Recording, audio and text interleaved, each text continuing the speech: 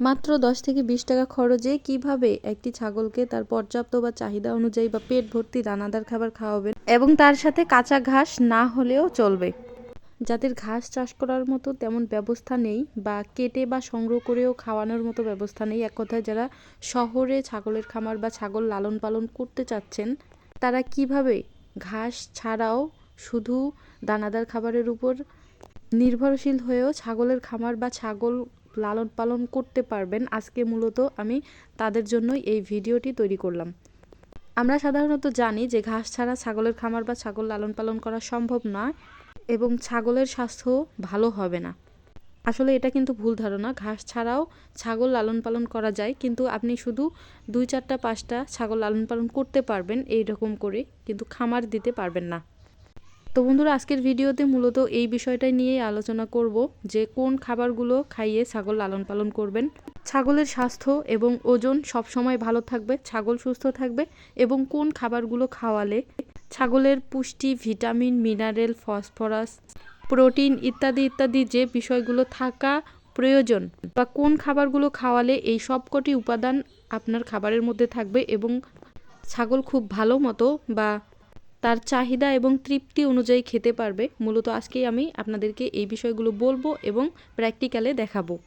আসসালামু আলাইকুম, আপনারা দেখছেন তাহাগ্রাম এগ্রো ইউটিউব চ্যানেল। তো দেশ এবং দেশের বাইরে থেকে এই মুহূর্তে যেখান থেকেই আমার চ্যানেলের এই ভিডিওতে যুক্ত হয়েছেন, সবাইকে অসংখ্য ধন্যবাদ এবং নতুন একটি ভিডিওতে শুভেচ্ছা ও অভিনন্দন। তো বন্ধুরা, আশা করছি সবাই ভালো আছেন এবং সুস্থ আছেন। তো প্রতিদিনের মতো আজকেও অনুরোধ করব, আপনি যদি আমার চ্যানেলে নতুন হয়ে থাকেন তাহলে প্লিজ চ্যানেলটি সাবস্ক্রাইব করে দিয়ে বেল আইকন প্রেস করবেন এবং ভিডিওতে দেওয়া তথ্যগুলো যদি ভালো লাগে তাহলে অবশ্যই একটি লাইক দেবেন, কমেন্ট করে জানাবেন, শেয়ার করবেন এবং অবশ্যই চ্যানেলটির পাশে থাকবেন অল টাইম। তো এই দানাদার খাবারটা তৈরি করতে আপনারা যে উপাদানগুলো একসাথে মিশ্রিত করবেন সেগুলো হচ্ছে ভুট্টা গুঁড়া, ধানের ভুসি, সোয়া খোল বা সোয়াবিন খৈল এবং হচ্ছে সরিষা খৈল, গমের ভুসি এবং হচ্ছে পেটে যেন গ্যাস বা হজম শক্তি ঠিক রাখার জন্য সামান্য খাবার সোডা ব্যবহার করবেন এবং পরিমাণ মতো কিছু লবণ অ্যাড করবেন। এবং যেহেতু এগুলো শুকনো এবং দানা খাবার, কাজে এগুলোকে একটু ভেজানোর জন্য ভাতের মাড় এবং তার সাথে সামান্য পরিমাণে পানি অ্যাড করে নিয়ে যদি খাবারটা ভিজিয়ে নেন তাহলে অনেক ভালো হয়। এবং তার পাশাপাশি ঘাস যেহেতু খাওয়াবেন না, কাজে একটু ভিটামিন এবং মিনারেল যদি খাবারে অ্যাড করে দেন তাহলে তার যে সহায়ক উপাদানটা সেটাও পূরণ হয়ে যাবে। ভুট্টা গুঁড়া ছাগলকে খাওয়ালে ছাগলের ওজন দ্রুত বৃদ্ধি হয় এবং হচ্ছে এতে প্রচুর ভিটামিন এবং প্রোটিন থাকে, যা ছাগলের পেশি বৃদ্ধিতে সাহায্য করে এবং ছাগলের সৌন্দর্য বৃদ্ধিতেও সাহায্য করে।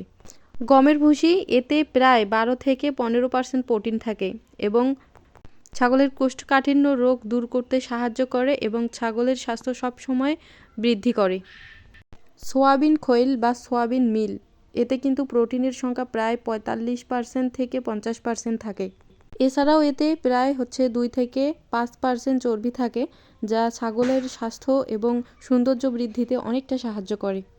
এছাড়াও এতে ফাইবার, লাইসিন, মেথিওনিন এর মতো গুরুত্বপূর্ণ অ্যামাইনো অ্যাসিড থাকে, যা প্রাণীর পেশি গঠন বা ছাগলের মাংস বৃদ্ধিতে সাহায্য করে, যার কারণে ছাগল খুব দ্রুত মোটা তাজা হয়ে যায়।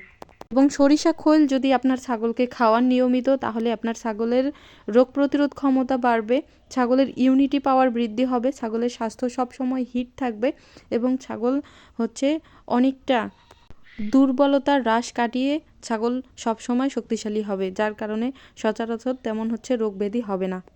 এই সব খাবারের পাশাপাশি আমার ছাগলগুলোকে কিন্তু আমি খুদ, যেগুলো আমি বলি ভুট্টা গুঁড়া, খুদ, ধানের ভুসি, গমের ভুসি, এগুলো একটু বেশি পরিমাণে খাওয়াই এবং সরিষা খোলটা কিন্তু কন্টিনিউ খাওয়াই।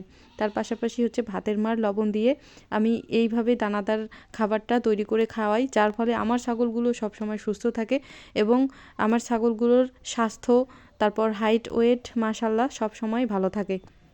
তো অনেকেই বলেন যে রান্না করা খাবার নাকি খাওয়ানো যায় না, যেগুলো রান্না করা অর্থাৎ সিদ্ধ করা।